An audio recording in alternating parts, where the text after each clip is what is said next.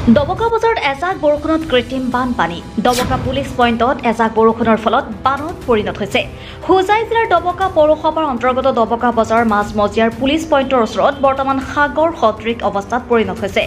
উল্লেখ্য যে আজি ৰাতিপুৱাৰ এজাক বৰষুণত ডবকাৰ এই অৱস্থা মাত্ৰ 500 মিটাৰ দূৰত থকা গড়কাপ্তানী বিভাগৰ কাৰ্যালয় আৰু পৌৰসভাৰ কাৰ্যালয় অৱস্থিত ইয়াৰ পিছতো কোনো বিষয়া কৰ্মচাৰীৰ চকু পৰা নাই ডবকা বজাৰ মাজেৰে আসাম মালাৰ কামৰ বাবে ড্ৰেইন বনোৱাৰ নামত নলা কটাৰ বাবে আজি ডবকা ৰাইজে কৃত্ৰিম পানীৰ বাবে জমৰ যাতনা ভুগিবলগীয়া হৈছে আমাৰ হাতত ডবকাৰ গেলামাল ব্যৱসায়িক সন্থাৰ সভাপতিৰ মন্তব্য আছে আমি সেই মন্তব্য আপোনালোকক শুনাই লৈছো ডবকাত আজি প্ৰায় 20টা দিনৰ পৰা আমি কষ্ট কৰিবলগীয়া হৈছে ডবকা চহৰৰ মাজত যেটো পুলিচ পইণ্টৰ কাষতে লাগি থকাত এজাক বৰষুণ দিয়াৰ লগে লগে এখন বানপানী হয় আজি প্ৰায় 20 দিন ধৰি এনেকুৱা আমি কষ্ট কৰিবলগীয়া হৈছে কাৰণ এজাক বৰষুণ দিয়াৰ লগে লগে ইয়াত বানপানী হয় গতিকে ইয়াত সবতকৈ আচৰিত এটা কথা ইয়াৰ পৰা 200-300 মিটাৰ দূৰত গড়কাপ্তানী অফিচ আছে কাৰ্যালয় আছে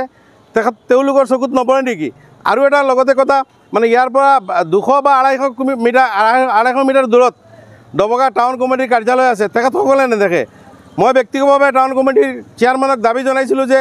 ইয়াত পানী আমাৰ অসুবিধা হৈ আছে মানুহ বজাৰত অহা যোৱাৰ অসুবিধা হৈ আছে ই ৰিক্সা পাল্টি মাৰি আছে আপোনালোক আহক পানী যোৱাৰ এটা ব্যৱস্থা কৰি দিয়ক মোক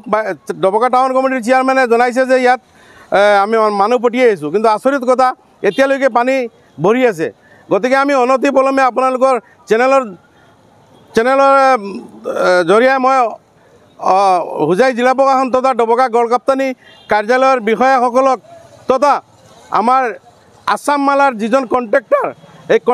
কণ্ট্ৰেক্টৰজনে বহুত লেহেমীয়াকৈ কাম কৰি আছে আজি প্ৰায় এমাহৰ পৰা ডবকা টাউনত কাম কৰি আছে লেহেমীয়া কাম কৰি আছে গতিকে দ্ৰুতগতিত কাম হ'ব লাগে আমাৰ দাবী হ'ল দ্ৰুতগতিত কাম হ'ব লাগে সোনকালে কাম হ'ব লাগে আৰু আমাৰ যাতে এজাক বৰষুণ দিয়াৰ লগে লগে আমাৰ ইয়াত ফ্লাড নহয় তাৰ ব্যৱস্থা কৰি অতি কম সময়ৰ ভিতৰত ব্যৱস্থা কৰি দিব লাগে লগতে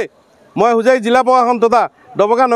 নগৰ সমিতি সকলক দাবী জনাইছোঁ যে অনতি পলমে ইয়াৰ পৰা পানী উলাই দিয়াৰ ব্যৱস্থা কৰি দিবৰ কাৰণে আমি দাবী জনালোঁ